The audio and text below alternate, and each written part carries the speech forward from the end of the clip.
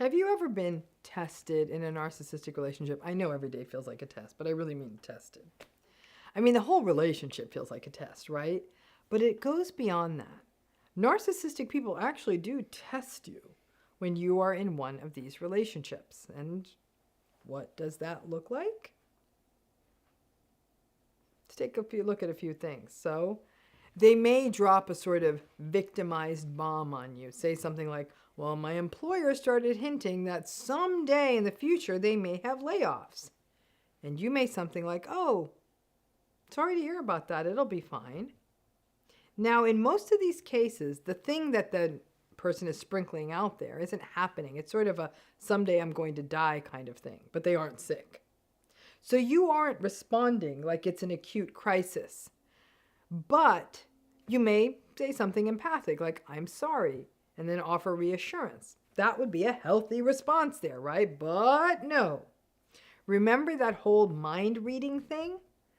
The day they drop these little test bombs on you, apparently there was a right answer, just like there is on a test. It may be that what you were supposed to say is, they're so lucky to have you in that job. You're never going to get laid off. You don't need to worry about it because you're the best. They may do this, give you that little test, because they needed more supply that day. Who the hell knows, right? In a recent video, we talked about the narcissistic gotcha. And the testing can be part of that gotcha model. They may, for example, suggest to you a night out on a night that you had already told them multiple times that you had a work meeting or other late commitment. And then they will call you out for not being committed to the relationship or for being selfish because all they wanted to do was spend time with you. They may ask you an odd question like, will you marry someone else if I die? And it's an absurd question, but the right answer is supposed to be never. I am eternally ride or die with you. You may be dating someone who says to you, I may get transferred to Miami, and you don't live in Miami. And you may actually ask them questions about the transfer. Things like, well, would that be a promotion? Or is that a move you want to make? Or is that something that you're open to? But in fact, the right answer was, oh no, that's terrible. I'm so into you.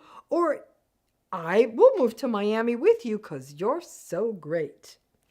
Or a narcissistic parent asking you, when you get married, and you aren't even in a relationship, so you aren't about to get married, but when you get married, who will you want to spend your holidays with?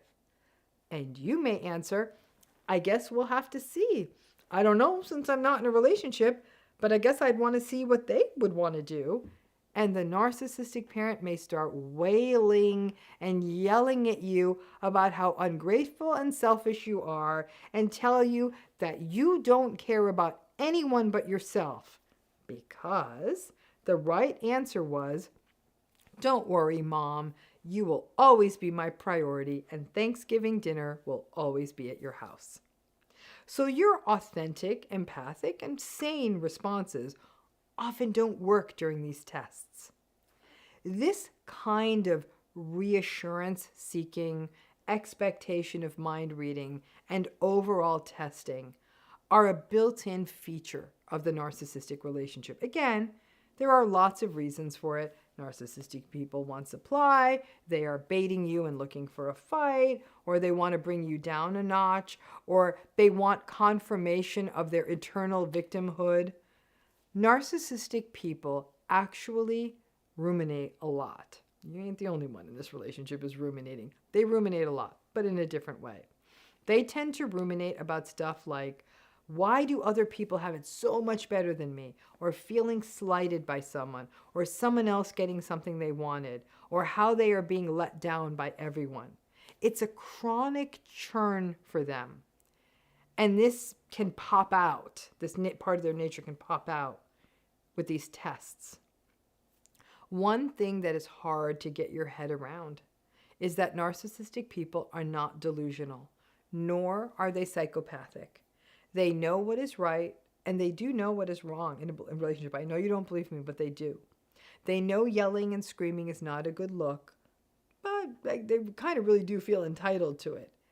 And that it's not fair that other people judge it badly, because it's not like they meant it, right? But they know it's wrong.